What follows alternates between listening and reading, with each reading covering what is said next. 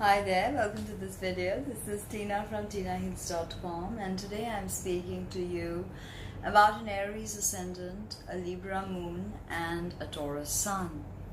So you have your ascendant in cardinal fire, Yang, and you have your moon in cardinal air, again Yang, and you have your sun in Taurus, which is Yin, fixed, female, and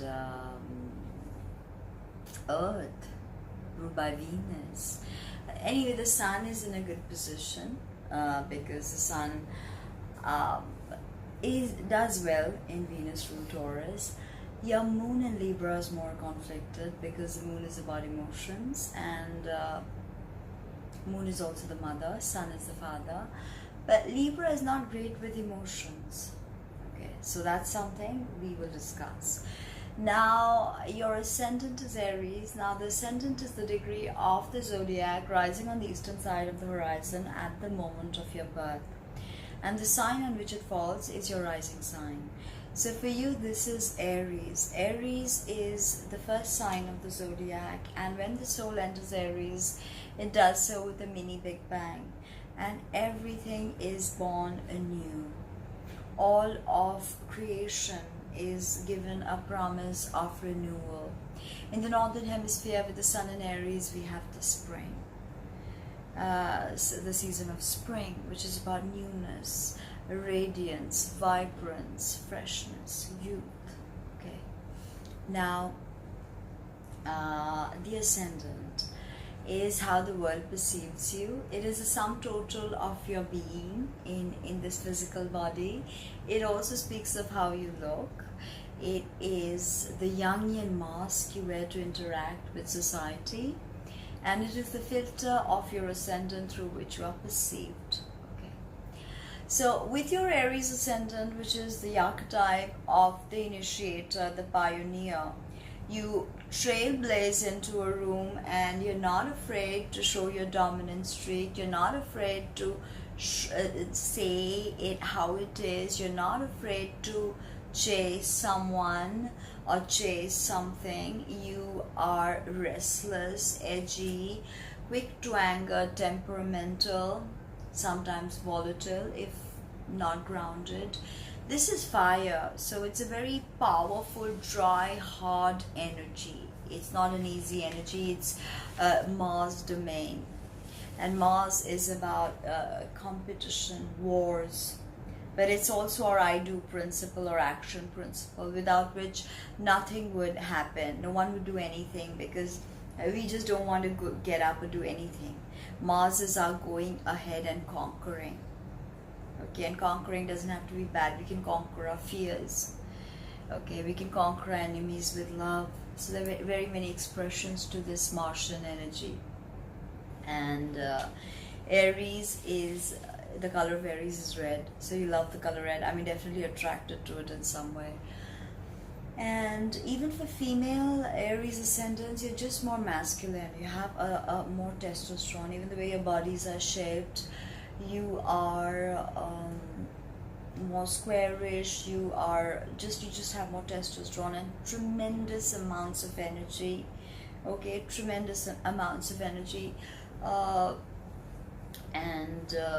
Aries rules the head, so this part of your body is in focus.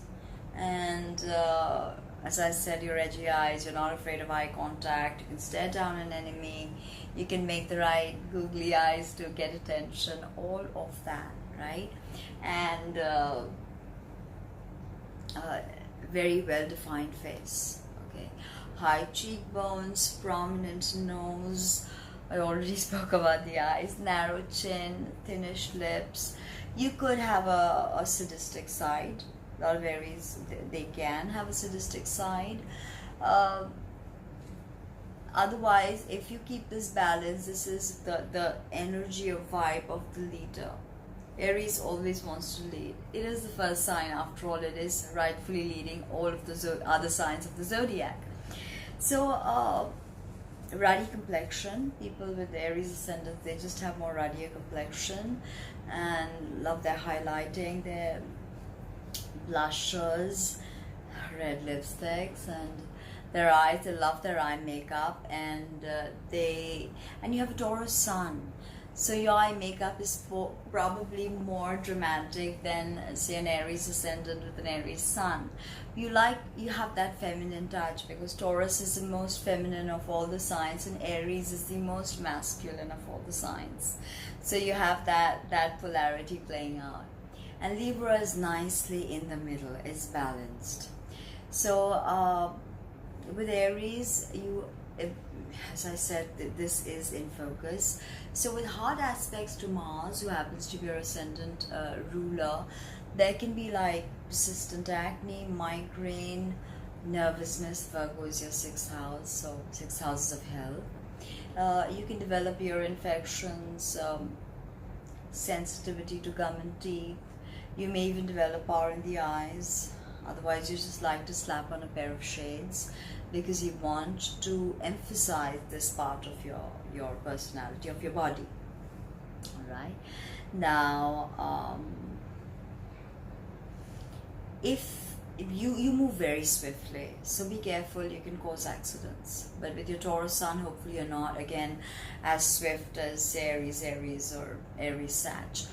But take care, and especially when Mars, your ascendant ruler, transiting Mars, is hitting your personal planets or hitting something difficult in your natal chart, be careful of accidents. Be careful of guns, heavy machinery, sudden freak accidents, violence, fires, driving under the influence, road rage, and all of that. Be very careful. Now, Aries being the infant of the zodiac, pretty much all the lessons and all the shadows that you have to learn and work through, they have to do with this infant growing up. And infancy is not an easy phase when we have to be selfish, because this is where we understand survival and self-preservation. So the Aries energy will always have a streak of selfishness, but as eminent astrologer Stephen Forrest says, that the goal of Aries should be enlightened selfishness. Okay, soak in the agitating fires of Aries. Let yourself go to new directions, meet new people, have new experiences, but somewhere you do want to have the perfect relationship. You can be quite the romantic. And why is that? Because the moon is, of course, for men is their love, for women too, Venus and moon. For men, it speaks of the person they will land up with in the long term. So it is your mother also, it's your childhood, your everyday thought patterns, your feelings, your emotions, your psychic awareness, and all of that. That is the moon. And the moon becomes your challenge because till 35 you spend so much time developing these habit patterns that they become toxic for your soul growth. So the moon sign is actually a great challenge we need to overcome, especially after the age of 35. So Libra moon, Venus's domain, Uranus is your soul ruler, and the soul ruler of Aries is Mercury. So it's about higher wisdom. And here in Libra, Uranus being your ruler. Why? Because Libra likes regime. Okay, it can be cold, it can be detached, but very prone to getting good stuff and relationships. Libra moon's relationships are very important to you, and also buying new things and dressing up, or maybe having surgeries. You can get addicted because you are just always striving to be that most beautiful version of yourself. Okay, and Aries can have a streak of narcissism, so it can be exacerbated. And Taurus, yes, Taurus people, whenever you have anything in Taurus, you may put on a lot of weight. So and Aries, you have a fast metabolism, so you burn.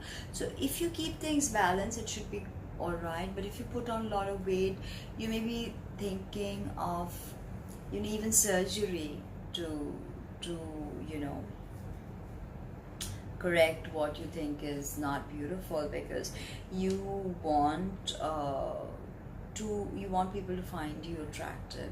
You want to have a mate, because for Librans, not having a relationship can be quite disastrous, even if it is a toxic relationship, and especially a Libra moon. Sometimes a Libra moon person will just have a relationship for the sake of society and pretend like everything is fine when it's not really.